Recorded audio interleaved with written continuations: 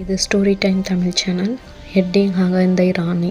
வாங்க கதைக்குள்ளே போகலாம். ஒரு ராஜாவிற்கு 2 மனைவிகள். முதல் மனைவிக்கு குறைந்த கூந்தல், இரண்டாவது மனைவிக்கு நீளமான கூந்தல். ராஜா இரண்டாவது மனைவி சொல்லை கேட்டு, முதல் மனைவியை உனக்கு கூந்தல் நீளமாக இல்லை, வீட்டை விட்டு வெளியே போ என்று துரத்திவிட்டார்.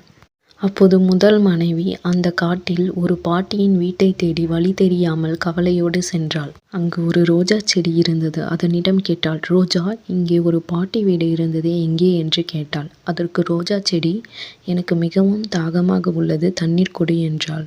தண்ணீர் ஊற்று என்றது. ராணியும் ஆற்றிற்கு சென்று தண்ணீர் எடுத்து வந்தாள்.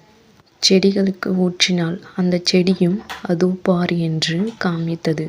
மகிழ்ச்சியுடன் ராணியும் ஓடினாள். பசுவிடம் கேட்டாள், இங்கு பாட்டி வீடு இருந்ததே, எங்கே என்று.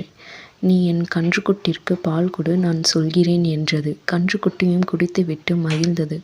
அதோ பார் என்று காட்டியது. ராணியும் தேனீயிடம் கேட்டால், என்னுடைய குட்டி கீழே விழுந்து விட்டது, அதை எடுத்துக்கொடு, சொல்கிறேன் என்றது. பின்பு தேனீ அவளை பாட்டியின் வீட்டிற்கு கூட்டிச் சென்றது. மகிழ்ச்சியுடன் ராணியும் சிரித்தாள். பாட்டியினிடம் நடந்ததை சொன்னாள். பாட்டி அவளை தழுவி காதில் ஒரு ரகசியம் சொன்னாள். சோப்புவும் ஷாம்புவும் கொடுத்து ஆற்றில் குளிக்க சொன்னார். அவளும் குளித்தாள்.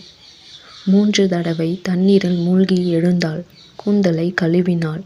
பின்பு ஆச்சரியம், அவளுக்கு கருமையாக நீண்ட கூந்தல் கிடைத்தது. மகிழ்ச்சியில் ராணி சிரித்தாள்.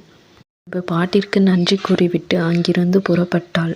அங்கு பசு, தேன், ரோஜா மூவரும் அவளுக்கு பரிசு கொடுத்தார்கள். அவளும் மகிழ்ச்சி அடைந்தாள். அரண்மனைக்கு சென்றாள். ராஜாவும் அவள் அழகில் மயங்கி இருவரும் சந்தோஷமாக சிரித்து கொண்டிருந்தார்கள். இதனை கண்ட இரண்டாவது மனைவி மிகவும் பொறாமை கொண்டாள். அவளை முறைத்தாள். பின்பு அவளும் காட்டிற்கு புறப்பட ஆரம்பித்தாள். இதோட தொடர்ச்சி பார்ட் 2ல பார்க்கலாம்.